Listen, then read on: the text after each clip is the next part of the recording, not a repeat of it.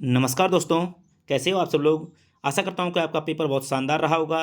रीट 2025 समापन हो चुका है और ऐसे में जो शिफ्ट थर्ड थी, यानी जो आज का पेपर था 28 फरवरी का जो पेपर था, उसकी आंसर की क्या है, किस प्रकार से प्रश्न आए थे, उस पर हम इस वीडियो में बात करेंगे। जितने प्रश्न मेरे पास आए उनके ऊपर मैं वीडियो बना रहा हूँ।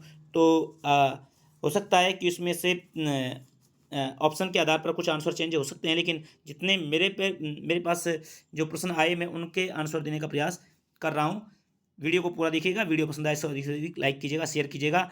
और मित्रों, संस्कृत के प्रश्न बहुत कम आए हैं, तो आप कमेंट कीजिएगा संस्कृत के प्रश्नों को, क्या क्या प्रश्न आए थे। आप उन प्रश्नों को कमेंट करोगे तो उनके ऊपर मैं जल्दी ही आंसर की का वीडियो लेकर आऊँगा। चलिए मित्रों, देखिए आज का जो पेपर था, यानी जो 28 फरवरी का पेपर था, इसमें यानी तीसरी पारी का जो पेपर था उसके हम आंसर की बता रहे हैं। और तीसरी पारी में लेवल 2 का जो पेपर था उसमें देखिए एक प्रश्न ये आया था कि निम्न में से उपसर्ग युक्त शब्द कौन सा है। इसमें पूछा गया था उपसर्ग युक्त शब्द कौन सा है। तो उसमें एक ऑप्शन दिया हुआ था विज्ञान। विज्ञान में वी उपसर्ग है, वी उपसर्ग है, तो यही इसका राइट आंसर होगा। एक प्रश्न आया था भूताला का युद्ध। भूताला का युद्ध ये पूछा गया था कि भूताला का युद्ध जो है वो किन किन के मध्य लड़ा गया था। तो मित्रों, इसका आंसर होगा इल्तुतमिश। ध्यान दीजिएगा, Iltutmish versus Iltutmish versus Jaitra Singh. Iltutmish versus Jaitra Singh के बीच में युद्ध लड़ा गया था। और ये युद्ध आपको पता है 1227 में लड़ा गया था। भूताला का युद्ध इल्तुतमिश और जैत्र सिंह के बीच में लड़ा गया था। एक प्रश्न पूछा गया था कि मुक्त मुक्त शब्द का विलोम पूछा गया था। तो मित्रों, मुक्त शब्द का विलोम होगा बद्ध। मुक्त शब्द का विलोम होगा बद्ध। ठीक है। एक प्रश्न ये आया था कि सुलह कुल की नीति। सुलह कुल की नीति, ये जो सुलह कुल की नीति थी इसको लागू किसने किया था। तो इसकी शुरुआत किसने की थी। ये शुरुआत की थी मुगल बादशाह जो थे अकबर। अकबर ने इसको शुरू किया था सुलह कुल की नीति। एक प्रश्न आया था सोगरा क्या है। मुझको लगता है कि ये सोगरा वाला प्रश्न जो है वो कल के पेपर में था, 27 फरवरी के पेपर में सेकंड शिफ्ट में। तो सोगरा बाजरे की रोटी है, तो इसको आप देख लीजिएगा। ये कमेंट था तो थोड़ा सा देख लीजिएगा, बाजरे की रोटी को सोगरा कहते हैं। एक प्रश्न आया था आज़ादी के बाद राजस्थान में पहली सीमेंट फैक्ट्री जो है वो कहाँ खुली थी। तो कुछ ऐसा ही प्रश्न था, मतलब आज़ादी के बाद राजस्थान में पहली सीमेंट फैक्ट्री पूछी गई थी। और सीमेंट फैक्ट्री जो थी ये ब्यावर थी। इसको देख लीजिएगा, ब्यावर अजमेर। एक प्रश्न था अरावली की दिशा।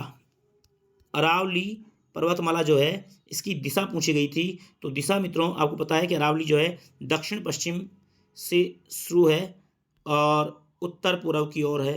उत्तर पूर्व की ओर है, तो इसको देख लीजिएगा दक्षिण पश्चिम से उत्तर पूर्व, या अगर ऑप्शन में ये होगा उत्तर पूर्व से दक्षिण पश्चिम तो वो भी सही है। उत्तर पूर्व से दक्षिण पश्चिम या दक्षिण पश्चिम से उत्तर पूर्व, ये इसका राइट आंसर होगा। एक पूछा गया था कि कोटा की क्रांति का नेतृत्व, कोटा की क्रांति जो थी 1857 की क्रांति में कोटा की क्रांति का नेतृत्व करने वाले कौन थे। तो ये लाला जयदयाल और मेहराब खां थे। ठीक है, तो ये जयदयाल थे और मेहराब खां थे, इसको आपको ध्यान रखना है। एक प्रश्न आया था कि संस्कृति संस्कृति जो है इसका संधि विच्छेद करना था। तो संस्कृति में सम उपसर्ग है और क्री धातु है वैसे, लेकिन संस्कृत में नहीं था इसलिए सम प्लस कृति दिया हुआ था उस ऑप्शन में। सम प्लस कृति ये आंसर होगा। ठीक है, सुट का आगम हुआ इसमें। एक पृथ्वी का द्रव्यमान पूछा गया था, तो 5.9 करके कुछ ऐसा द्रव्यमान होगा इसका, ये देख लीजिएगा। एक बहन का बहन शब्द था और बहन का विलोम पूछा गया था या पुल्लिंग पूछा गया था, कुछ कन्फ्यूजन है इसमें।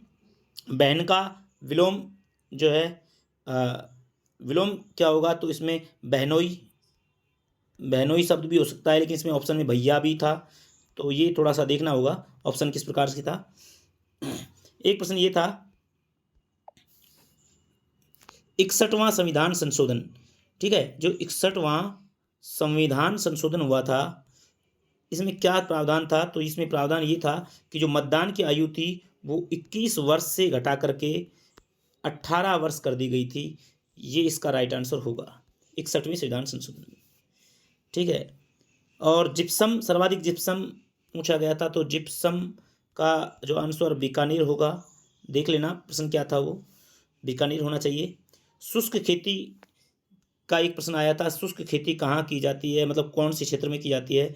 तो शुष्क खेती का जो प्रश्न था, इसमें 75 सेंटीमीटर से कम जो वर्षा वाला जो क्षेत्र है, ठीक है, वहाँ पर शुष्क खेती की जाती है। ये इसका राइट आंसर होगा।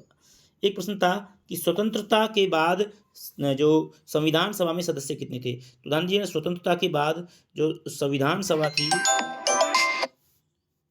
उसमें कितने सदस्य थे। तो ये स्वतंत्रता के बाद जो है संविधान सभा में सदस्य की संख्या जो थी वो 299 थी। ये इसका राइट आंसर होगा। अगला प्रश्न था एक ये आया था कि अनुच्छेद 137 का पुनरावलोकन जो है, इसकी शक्ति किसके पास है। अनुच्छेद 137 की पुनरावलोकन करने की जो शक्ति है वो किसके पास है। इसका आंसर था सर्वोच्च न्यायालय। सर्वोच्च न्यायालय। ठीक है। एक प्रश्न था 91वें संविधान संशोधन, 91वां जो संविधान संशोधन हुआ था उसमें केंद्रीय मंत्रिमंडल की सदस्य संख्या कितनी कर दी गई थी। वो थी 15%। ठीक है, 15% इसका राइट आंसर होगा। एक प्रश्न आया था चंद्रगुप्त जो सेकंड हुए थे, चंद्रगुप्त सेकंड की पुत्री का जो विवाह हुआ था किसके साथ हुआ था। वो रुद्रदेव सेकंड के साथ हुआ था। रुद्रदेव सेकंड। ठीक है, ये इसका राइट आंसर होगा। आगे हम प्रश्नों की बात करें तो एक प्रश्न आया था